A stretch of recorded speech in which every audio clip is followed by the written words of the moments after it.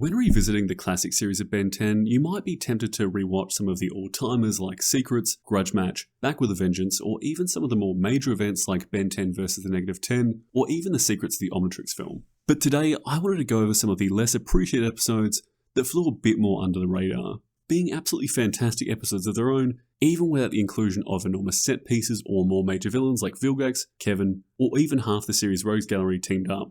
Each of these being a self-contained episode that you can, for the most part, slot in just about anywhere in series and still have a great time.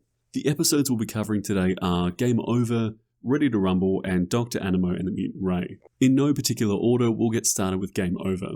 Coming towards the middle of the third season, right amongst all the Anor system events that really shaped this era of the show, we've got Ben and Gwen faffing about playing Sumo Slammer Smackdown, Gwen beating Ben quite literally at his own game. In response, Ben takes the logical step of transforming into Upgrade, resetting her in-game score to 0. As Gwen's shaking the laptop about to get him out of there, the rust bucket gets hit by a bolt of lightning, sending the both of them into the game. Something I hadn't realised before revisiting this episode for this video, apparently the storm that caused them to enter the game in the first place was a result of the Anor system aliens teleporting about the place this season. It's nice to have this episode grounded at that point of time between Benmorph and later goings on with the Anor system aliens. It not being ordinary lightning like I had assumed, also makes it feel a lot more reasonable that this could end up happening.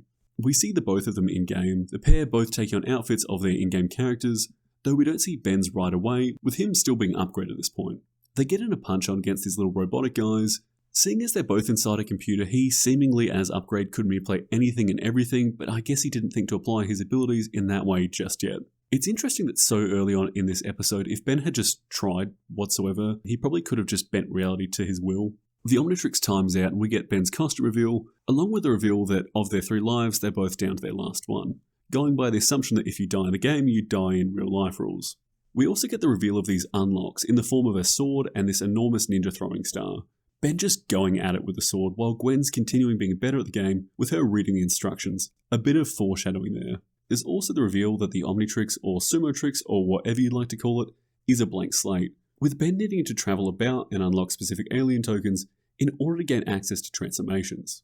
We pretty quickly get forearms in this Sumo Slammer's getup that I have pretty mixed feelings towards. I think the clothing and armoured plating looks great, but I'm not so sold on the headpiece. Particularly in full body shots, it works a bit better close up. We have Ben meeting the game's protagonist, Ishiyama, who's not so sold on Ben, while to Ben he's sort of meeting his hero. Ishiyama, presuming that Ben as a shapeshifter is the series villain Kenko, I suppose a pretty reasonable conclusion to make if all you have to go off is that your arch nemesis is a shapeshifter and you just met someone transforming. A bit of a scuffle later, and it's sort of with Gwen coming in, introducing herself to Ishiyama.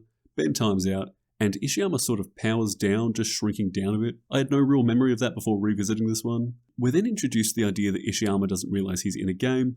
Again, a bit of foreshadowing for later. The pair get some more tokens, with Gwen getting a bow and Ben finding an absolute stack of Omnitrix tokens, one of which ends up being a trap, with Ben rushing for it, resulting in Ishiyama losing a life. And we get the introduction of Kenko, who's now learnt about the real world. So now we've got this massive in-game threat, not only being someone to beat here and now, but potentially someone who could make their way out of the game too. I quite would have liked to see Kenko end up in the real world. I could really see that being an omniverse subplot. I suppose this also introduces the idea that these tokens aren't necessarily Omnitrix specific. That or Kenko being a shapeshifter would let him access the upgrade token, or maybe it'd be a one-time use since he couldn't then go and store it in the Omnitrix. I liked the cannibal outfit in this quite a lot. We get a fight with some of Kenko's henchmen before Grandpa Max pauses the game. Him hearing Gwen and Ben unpausing the game and starts flipping through the instruction manual. I haven't bought a physical copy of a game in a while, but I've got so much nostalgia thinking about buying physical copies of games, especially when I was younger, sitting in the backseat of my parents' car, obsessively reading through it, so excited to play it when I got home. Anyway, back to the episode. Gwen solves a riddle and breaks open this statue in the room they've been fighting in. They end up in this arena having to go up against Kenko again. Ben being more worried about impressing Ishiyama than actually focusing on what needs to be done. Gwen telling him to pull his head in and get on with what needs to be done, rather than trying to impress the computer program. Ben running about trying to find the upgrade icon while Kenko's making pretty light work of the others. I really like the look for Kenko, particularly in his dragon form. Pretty close call here, but Ben ends up getting his hands on the upgrade icon before Kenko. Kenko taking it out on Ishiyama before Ben transforms into upgrade and starts absolutely wailing on him. Then a bit of a mix-up and Kenko ends up shapeshifting into Ishiyama, tricking Gwen and Ben before Grandpa Max comes in as his player character, whacking Kenko and revealing it's him having learned all this through reading the game manual earlier. Anyway, from there, Ben takes out Kenko, breaking apart his robotic suit, revealing he's just a little guy in a very proto-Volcana sort of way, and uses his control over everything to bring Ishiyama back to life. From there, Ben gets the two of them out of the game, and they go play outside while Max keeps playing. Overall, and possibly a sign of things to come, this is a great standalone episode that doesn't really do all that much to progress the story along, but leads to some really great character moments. I love the change of scenery, costumes, and all of that.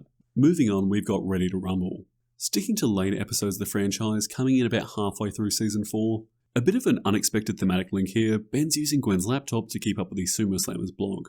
Anyway, Ben ends up breaking the laptop. Coincidentally, and the setup for this episode, there's a wrestling tournament going on with a grand prize of $10,000.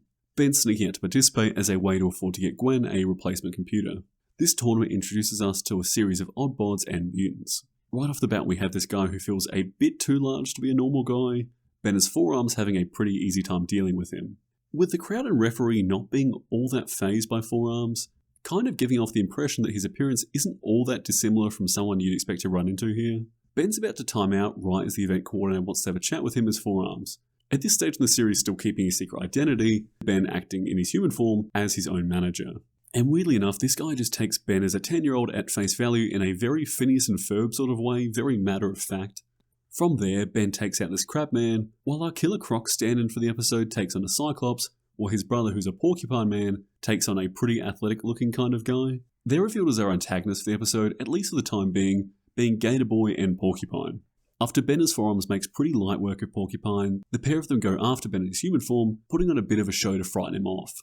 Porcupine voicing he doesn't actually want to hurt a child, kind of giving the impression that, very early on, at the very least, they're not terrible people. Turns out the pair of them are involved with some pretty bad people and absolutely need the prize money. In a bit of a twisting of the rules, in the next match, the both of them get to tag team fight Forearms since he has 4 arms. And I really like this sequence, particularly watching the section that is just Ben as Forearms against Gator Boy. Now human, Ben gets to know the brothers and we get their backstories, with the two of them owing some gangsters money, with their mum being kept hostage as leverage against them. Ben then joins them, handing the gang leader the prize money without a second thought. But the gang leader still wants to get one over on the family for whatever reason, so we get the third act final fight, with Ben now as Ditto, and the brothers against the gang in an effort to rescue their mum, who's about to go through a lumber mill. I don't quite understand how after so many successful goes of getting forearms over and over again, now he mistransforms, but I suppose that's part of the fun of the classic series. The three of them, or however many Bens there are here, end up wrapping things up, with the two boys apologising to their mum and thanking Ben.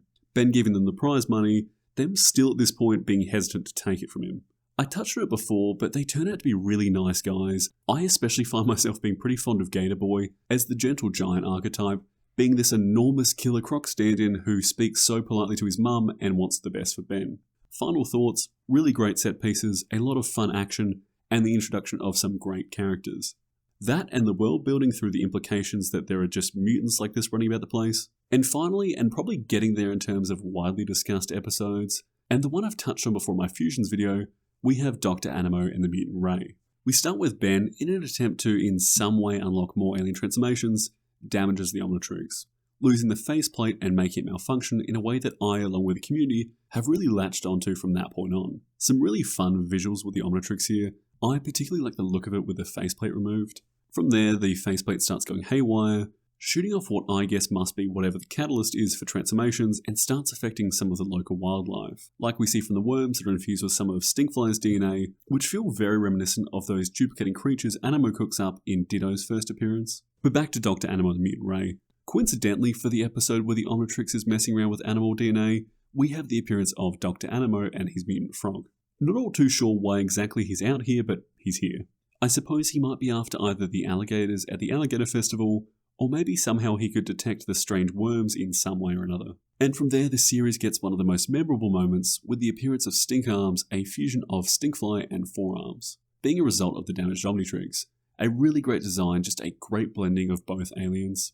From there, Animo gets hold of the faceplate after finding it in the mud, mutating a crab, again with Stinkfly bits. A very Stinkfly heavy episode so far. I really adore the look of this little guy. Now with the faceplate, Animo takes off to this abandoned observatory. I really like this as a set piece, feels very Batman villain.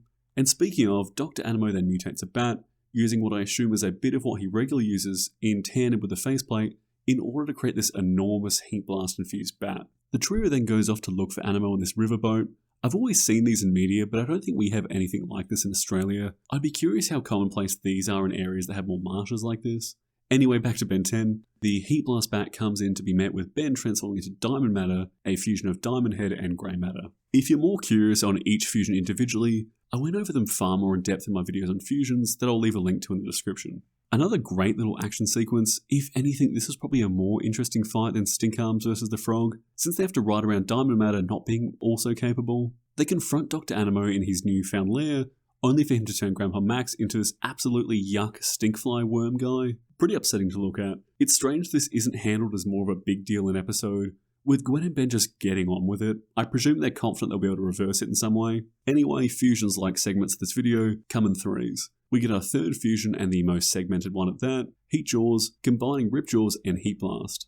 Kind of being the worst possible combination of aliens, with each DNA source weakening the other.